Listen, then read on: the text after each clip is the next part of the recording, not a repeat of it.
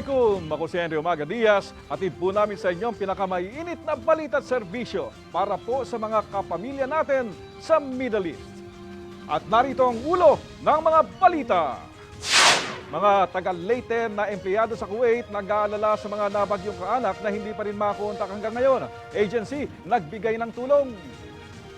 Dalawang OFW sa Qatif, Saudi nagmamakaawa sa amo na umuwi para hanapin ang nawawalang kaanak dahil sa bagyo. Kahong-kahong damit, pagkain at iba pang gamit na kalap ng mga OFW at ipadadala sa Leyte. OFW sa Riyadh nakaipon ng 37 kahon ng donasyon para sa mga nabagyo. Cargo forwarders sinagot ang delivery. Charity photoshoot, dinner for a cause at paliga umarangkada sa iba't ibang panig ng Middle East para sa mga biktima ng kalamidad. Labis na nag-aalala ang ilang mga empleyado ng Kuwait Flour Mills na taga Leyte dahil mag-iisang linggo na mula ng bumagyo. Wala pa rin silang balita sa kanilang mga pamilya na nasa lanta ng kalamidad. May balitang Middle East in Baxi Santiago.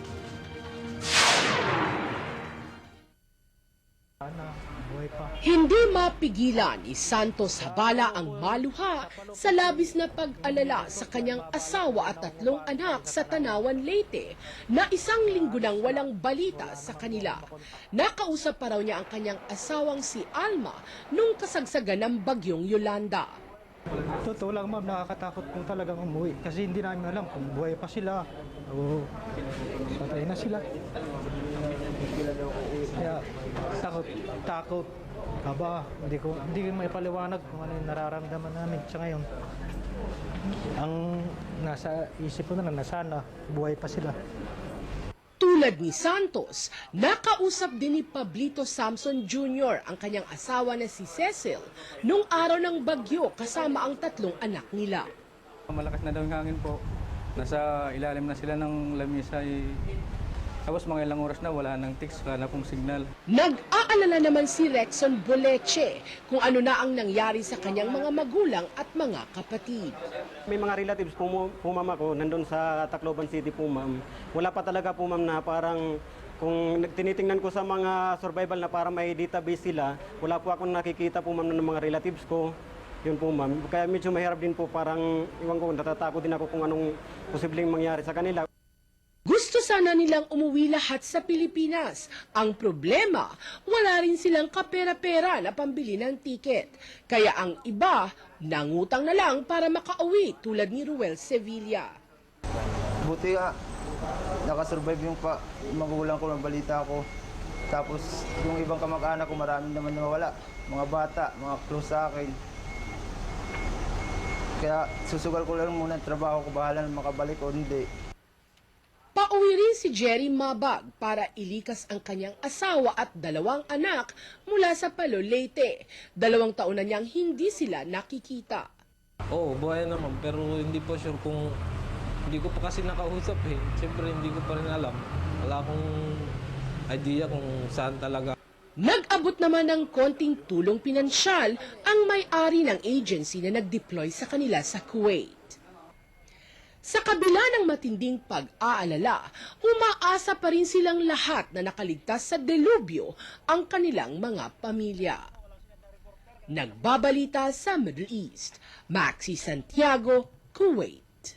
2 Pinay sa Qatif ang nagmakaawa sa kanilang mga amo na makauwi na agad sila para tumulong hanapin ang nawawala nilang mga kamag-anak sa paghagupit ng bagyong Yolanda. May balitang Middle East Dinan Aran. Ang balita ko, doon daw siya sa Buruanga. Pero wala pa akong kontak. Hindi ko alam. Nag-alala na ako. Sana okay lang ang nanay ko. Sana safe siya. Ito ang time team na panalangin ni Dimna Flores na makita pa niya ang nawawala niyang ina sa Buruanga, Aklan. Isa ang aklan sa mga hinagupit ng bagyong Yolanda at naroon ang ina at mga kapatid ni Dimna. Pati ang kanyang 3 anak sa Pandan, Antique ay di pa rin niya nakausap hanggang ngayon dahil walang telepono roon.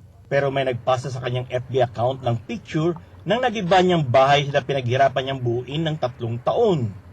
Sa pamilya ko, wala talaga akong kontak. Hindi ko alam kung ano na ang sitwasyon nila ngayon. Yun lang, yung sabi lang sa akin, safe na yung mga anak ko. Yung bahay ko, sira. Malaki yung damage. Umaasa si Dimna na makauwi siya ngayong linggo para makita ang kanyang kaawa-awang pamilya sa Pilipinas. Nalulungkot naman si Linlin Guanzon dahil 2 taon siyang nawalay sa kanyang 3 anak at inabot pa ng bagyo. Wasak din ang kanyang bahay sa Matag-Ub, Leyte at walang makain ang kanyang pamilya roon. Gusto ko po silang makita. Sana po makauwi ako sa Pinas sa lalong madaling panahon. Nakikiusap ako sa amo ko na makauwi ako. Gusto ko po talaga silang makita at mayakap po talaga. May pasalubong na siya sa kanyang mga anak pero hindi pa sigurado ni Linlin kung kailan siya pauwi ng kanyang amo. Wala ring balita si Delia Moreno kung ano na ang sitwasyon ng mga kapamilya niya sa Napantaw, Leyte. Humingi pa raw ng tulong nitong nakaraang linggo ang kanyang mga pinsan para maipalibing ang namatay niyang tiyuhin. Hindi niya malaman kung natuloy ba ang libing o naroon pa ba ang mga kaanak niya dahil na-wash out din ang kanilang lugar. Kahit po isang kamag-anak namin, wala pong talagang balita. Kasi lahat po tinatawagan, wala po talagang out coverage po talaga yung tawagan nila. Agad naman nangalap ng donasyon at relief items ang mga kasama nilang Pinay sa Katif para sa apektado sa kalamidad. Kahon-kahon ng mga damit, pagkain at iba pang gamit na bigay rin ng kailang mga among Arabo ang ipadadala nila sa Leyte. Para po makatulong sa mga nasalanta ng Bagyong Yolanda, para naman sa kanilang mga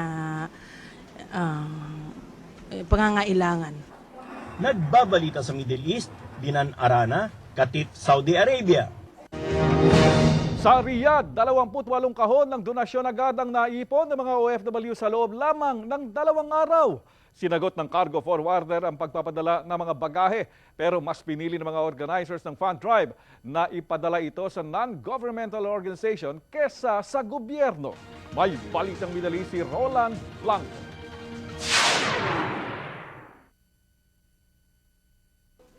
Dinatnan pa ng balitang Middle East ang Amerikanang ito kasama ang sanggol na anak na nagbigay ng mga damit at pera kay Honey Haynes.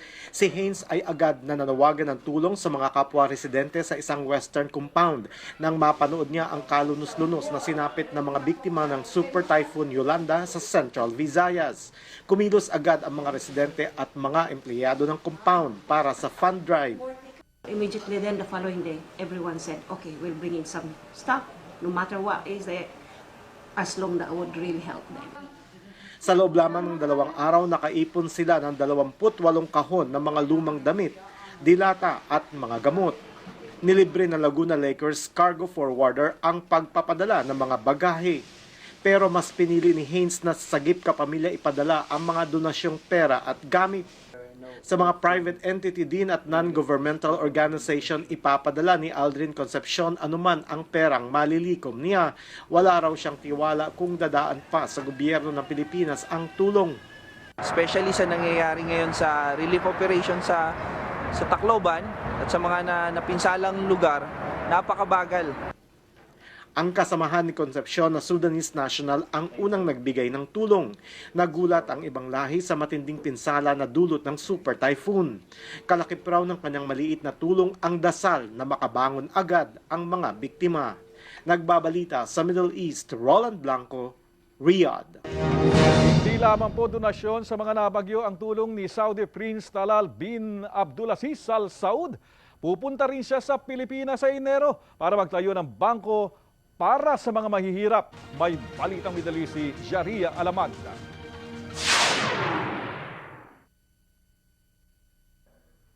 Buo na ang plano ng AG Fund o Arab and Gulf Program for Development na tumulak ng Pilipinas sa darating na Enero.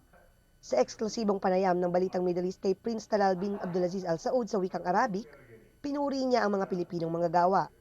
Bukod sa magaling daw sa Ingles sa mga Pinoy, dedikado sila sa trabaho na nakatulong ng malaki sa pagunlad ng Saudi. Sa tulong ng Filipino journalist na si Abdul Hanan Tago, isinalin niya sa Pilipino ang sinabi ni Prince Talal bin Abdulaziz Al Saud. You people deserve our assistance because you've been serving us. You've been giving us all this assistance. So we have to return at least in this way. So yan nga, napakagandang salitang nasabi niya.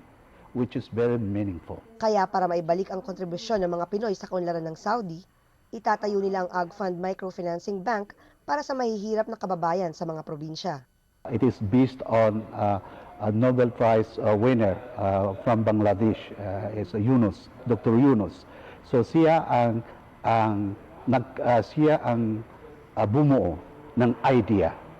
Now this idea has been taken by AgFund, and now they are implementing in many Arab countries, not only in Arab country, in third world countries, exactly.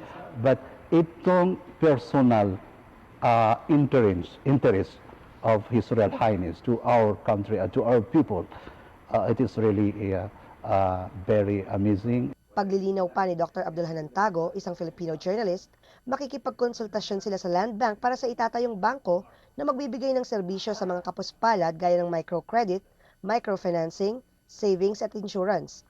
Mas abot kaya ang mga kondisyon ng kanilang pagpapautang kaysa sa commercial banks. Target nilang dagdagan ang kapital ng mga maliliit na negosyante at magpautang sa mga trabahador na maliliit lamang ang sahod. Naniniwala ang presidente ng AgFund na aasenso ang Pilipinas lalo na't likas na matatalino at masisipag ang mga Pinoy. Nagbabalita sa Middle East, Zaria Alamada, Riyadh, Saudi Arabia. Photography group nag-charity photoshoot para sa mga nalindol. Boholanong models naging emosyonal sa sinapit ng mga kapamilyang nalindol. At Embahada at Filipino community sa Dubai nag-dinner for a cause para sa nasalanta ng lindol sa Bohol. Yan at iba pa mga ulat sa pagbabalik ng Balitang Middle East.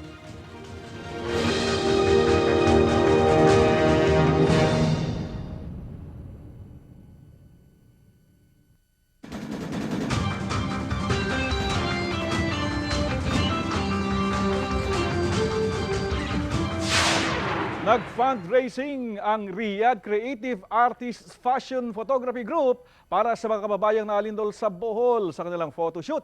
Emosyonal ng ikinwento ng ilang modelong Boholano ang nangyari sa kanilang mga pamilya noong lumindol. Yan po ang Balitang Middle East ni JP Aleta.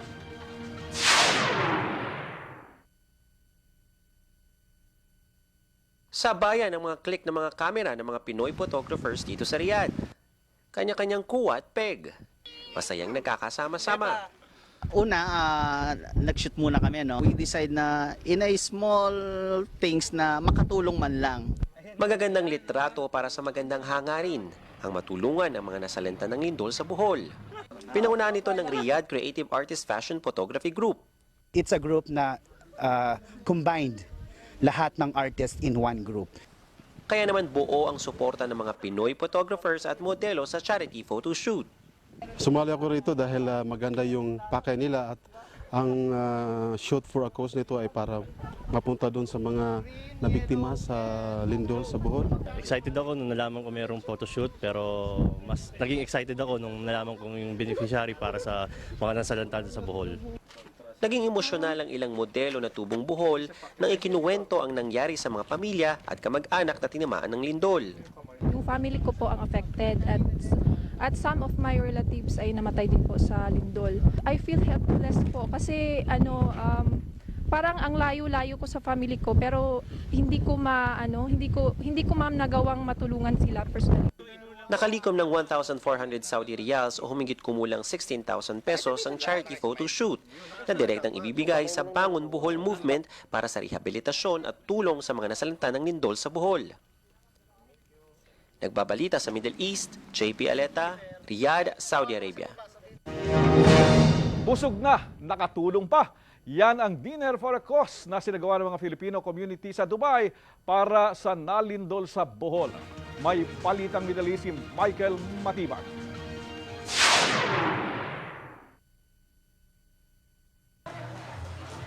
Bawat halaga ng pagkaing in-order ay may katumbas na tulong sa mga nalindol sa Bohol.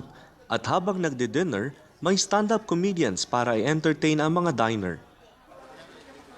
Nakiisa rin ang Giordano na nagbenta ng kanilang produkto at half the price kung saan ang lahat ng kikitain ay ipadadala sa Bohol. Nanawagan ng konsulado sa pagtangkilik ng Filipino community sa dinner for a cause na ginanap sa Rocky's Cafe sa Regent Palace Hotel. I'm so overwhelmed. That's why I'm very thankful for our kababayans here in Dubai for supporting this cause. Nangako rin ang hotel na idodonate ang lahat ng kinita nila sa nasalanta ng kalamidad. As a manager dito sa hotel, kinausap ko yung may-ari ng hotel and then 100% na sa kanilang generosity ay idodonate nila lahat ng fundraising ng dinner buffet nito sa lahat ng nasalanta ng earthquake sa Pilipinas. Sobrang natuwa ang mga taga-Bohol dito sa Dubai sa mainit na pagtanggap ng mga kababayan sa charity event. Tahi po kami ng mga matatapang siguro. So, I'm sure na makakabangon naman kami. So, kailangan lang ng konting tulong sa mga kababayan natin. So, gumagawa kami ng mga paraan para fundraising dito sa Dubai. Nagbabalita sa Middle East, Michael Matibag, Dubai, UAE. Sunrise Shoot for a Cause, sinagawa sa Kuwait para sa mga nalindol sa Visayas. At sa Riyadh, umarangkada naman ang charity basketball para sa mga nalindol. Yan at iba pa mga ulat sa pagbabalik ng Balitang Middle East.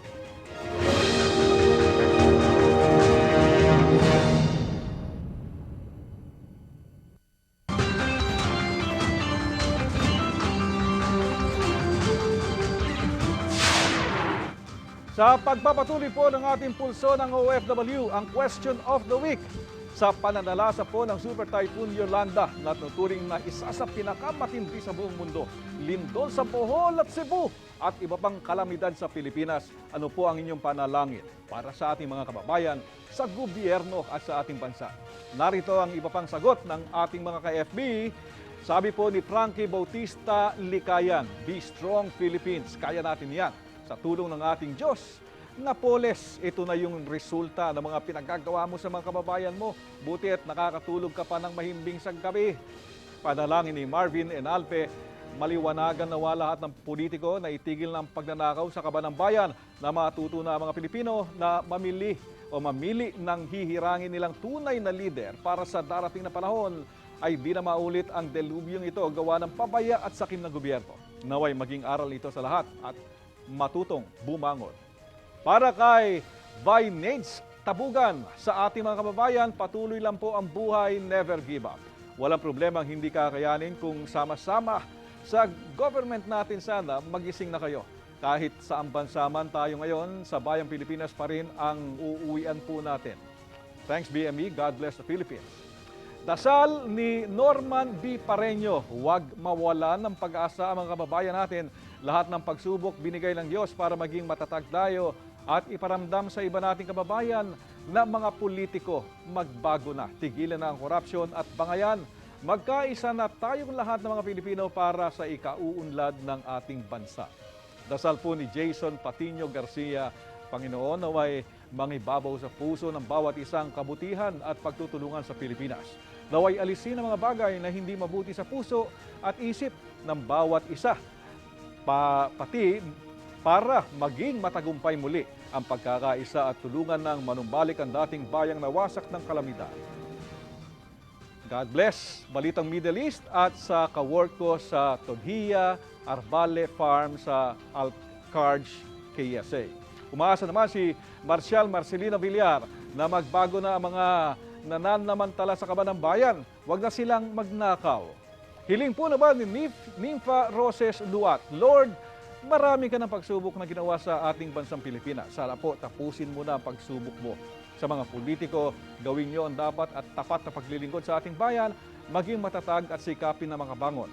Kayang-kaya kung sama-sama at nagtutulungan. Para po sa darating na linggo, ang ating pulso ng OFW Question of the Week. Ano sa palagay nyo ang pinakamabilis na paraan para agad na maabot ng gobyerno ang mga survivors at lugar na hindi pa nararating ng rescue at relief operations?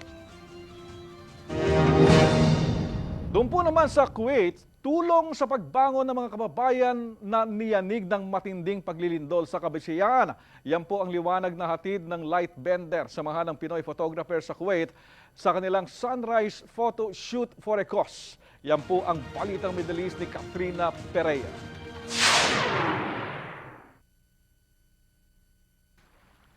Let the light shine on our kababayan victims. Ito ang gustong mangyari ng grupong light benders sa kanilang sunrise shoot for a cause na inorganisa para sa mga biktima ng lindol sa Kabisayaan. Sinundan ang photo shoot ng lecture sa post-processing. It's a fundraising, like we call it like a workshop, so at least to help our Filipino friends, mga biktima ng lindol sa Philippines. 35 participants ang tinuruan ng landscape photography, composition guidelines, photography equipment at post-process workflow. It's one of a kind and opportunity to, na makakasama po dito sa isang organization natin na nagbibigay ng liwanag. Pinili ang tatlong natatanging litrato at first place ang kuha ni Jason Manyalak, second place si Leo Gel Lagaras at third place si Diomil de la Peña. Nakalikom ang light benders ng halos 37,000 pesos at ipinadala agad nila ito sa mga biktima ng lindol sa Cebu at Bohol. Nagbabalita sa Middle East, Katrina Pereira, Kuwait. Hindi pa nga po lubusan nakakaaho ng mga Boholano sa matinding pinsala ng lindol na biktima rin sila ng Super Typhoon Yolanda. Doon po naman sa Riyadh, nagpaliga sila para mangalap ng tulong para sa mga kababayan na nasa lantangan ng kalamidad. May balitang Middle East si Roland Blanco.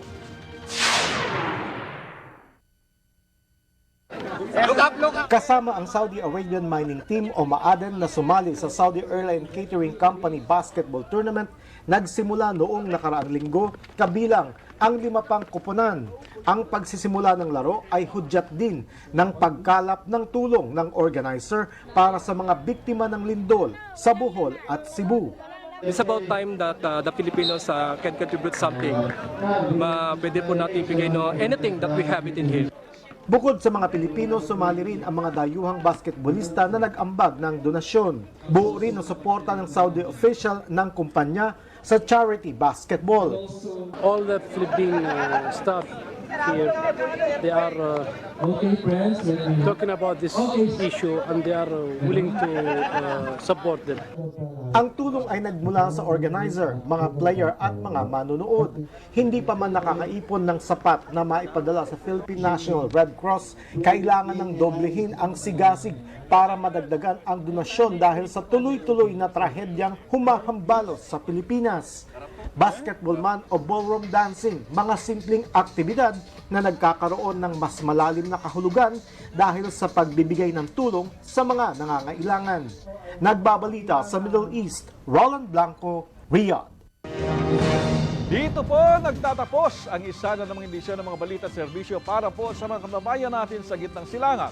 Para naman po sa inyong mga komento at mensahe, mag-email lamang po sa bme@abs-cbn.com at bisitahin din po ang fanpage ng Balitang Middle East sa Facebook. Samahan niyo po kami sa susunod na linggo. Dito po sa inyo, nag-iisang boses at kabalitaan. Kaagapay po at tunay na maasahan. Balitang Middle East. Masalamat.